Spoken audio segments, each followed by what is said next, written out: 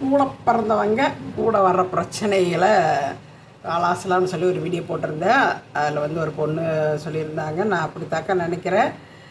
அதாவது போகணும் வரணும் பேசணும்னு நினைக்கிறேன், காயப்பட்ட காயம் வந்து போகிறக்கு மனசு வர மாட்டேங்குது அப்படின்னு சொல்லியிருந்தாங்க. ஆமாம், அது வந்து உண்மைதான். அப்படிலாம் நடக்கும். அதெல்லாம் வந்து ரொம்பவுமே நார்மல். டாக்டர் சொல்லுவாங்க வேறு, ரொம்ப சீரியஸாக இருக்கிறப்பா இருக்கிறவோட நார்மல் பார்க்காத மாதிரி அது நார்மல். அப்போ என்ன பண்ணணும் அப்படின்னாக்க அளவாக வச்சுக்கணும். ரொம்ப போய் நம்மளுக்கு கொண்டாடுறதுக்கு ஒரு வாய்ப்பு இல்லை, நம்மளுக்கு ஒரு குடுப்பனை இல்லை அப்படின்னு சொன்னாக்கா நம்ம பேச்சுவார்த்தை கட் பண்ணணுங்கிற அவசியம் இல்லை.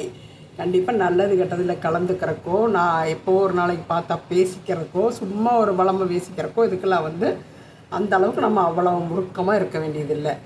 எது வேண்டாமோ அதை விட்டுட்டு பேசலாம் அப்படின்னு சொல்கிறேன். இல்லைன்னா என்ன ஆகும் அப்படின்னு சொன்னாக்கா கண்டிப்பாக அடுத்தவங்க எதையாவது ஒன்று பேசுறதுக்கு நல்ல ஒரு வாய்ப்பு, சரியான ஒரு வாய்ப்பு. என்ன சொல்கிறது, எங்கள் அம்மா ஒரு யாராச்சும் வந்து உட்காந்துருப்பாங்க, நான் உடையாந்து வந்து கத்தி விட்டுட்டு போயிடுவேன். அப்போ எங்கள் அம்மா சொல்ல, அவ வெறுவாயம் என்னட்டு இருந்தாங்க, கொண்டு அவளை போட்டு விட்டுட்டு போயிட்டா அப்படின்ட்டு அப்படின்னு சொன்னாக்கா, அது வெறுவாய் மின்னுட்டு இருக்கிறவங்க வாய்க்குள்ளே அவளு போட்டால் மெல்றக்கு நல்லா இருக்கும்ல, அது மாதிரி அப்படி விடக்கூடாது.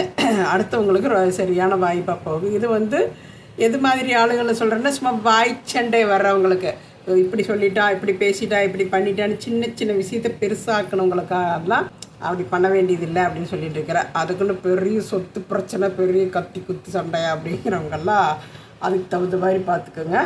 இருந்தாலும் வாய்ச்சண்டைக்காக அண்ணன் தம்பி அக்கா தங்கச்சி உடன் பிறந்தவர்களை பகைச்சிக்கிட்டு போக்குவரத்து இல்லாமல் பேசாமல் திருப்பிக்கிட்டு கோவப்பட்டுக்கிட்டு இருக்க வேண்டியதில்லை. எல்லாம் ஒன்றா பிறந்து ஒன்றா சாப்பிட்டு ஒன்றா வளர்ந்தவங்க, அதை மாத்திரம் ஞாபகத்தில் வச்சுட்டு திருப்பி பேசிக்கிறது ரொம்ப நல்லது.